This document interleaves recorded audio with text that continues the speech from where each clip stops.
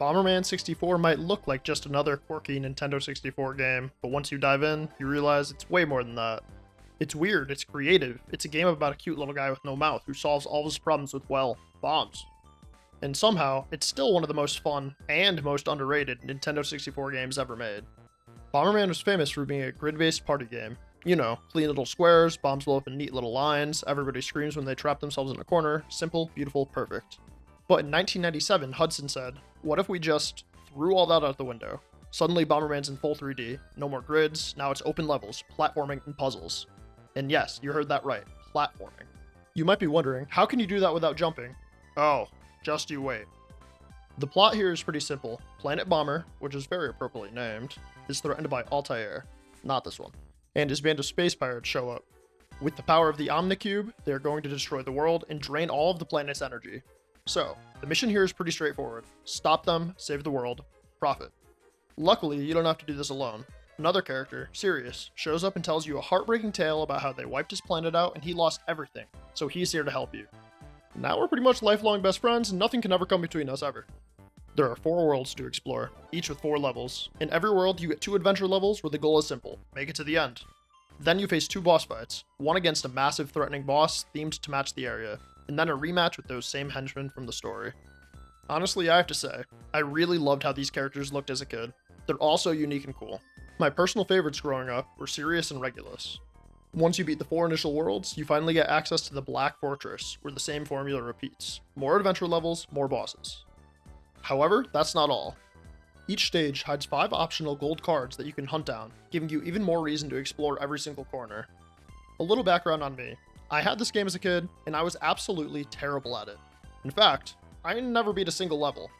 I didn't even know how to do one of the main mechanics in making big bombs, which basically locked me out from completing anything.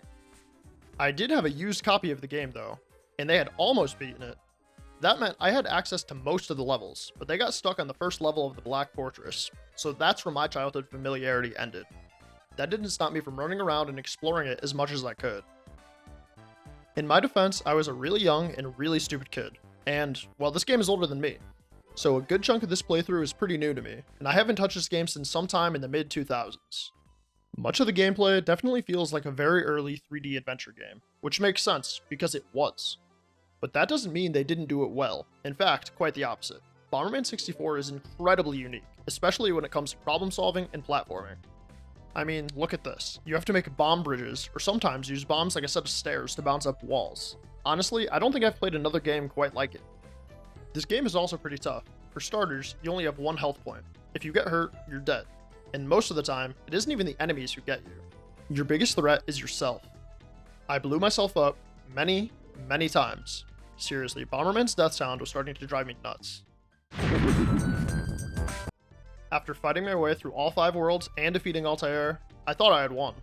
Which I guess I did. I completed this casual playthrough, collecting the gold cards or hidden costume pieces as I found them. But Sirius told me he was disappointed in me for allowing Altair to escape, and that kinda stung. Why would my best friend say that? And if he was so worried about Altair escaping, why didn't he help me fight him? I looked online and discovered there was a whole other world to unlock, but to access it, you need all 100 gold cards. After my playthrough, I only had 50, so if I want the real ending, I'm only halfway there. Going back through, some of these gold cards are really well hidden. It took me quite a while to find them all, and yes, I blew myself up even more. And this fish and this robot, they killed me so many damn times. But I did it, 100 gold cards collected. Now it was time to defeat Altair again. And what happened next? I was shocked, flabbergasted, completely beside myself. Sirius betrayed me. Turns out, he was trying to take back the Omnicube that had been stolen from him all along. He was using me. He wasn't my friend at all. Childhood me would be extremely devastated. And now, after that emotional blow, he planned to destroy Planet Bomber. The final world, Rainbow Castle, all of the platforming and puzzles were bumped up to the extreme.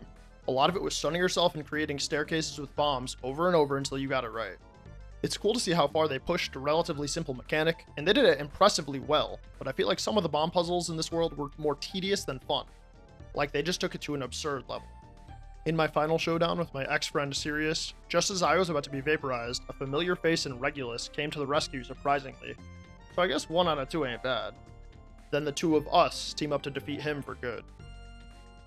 Now that adventure mode is wrapped up, it's time to talk about what a lot of people remember Bomberman 64 for, the multiplayer chaos. It was exactly as I remembered it. There are 6 maps, plus 4 new unlockable ones I had never seen before.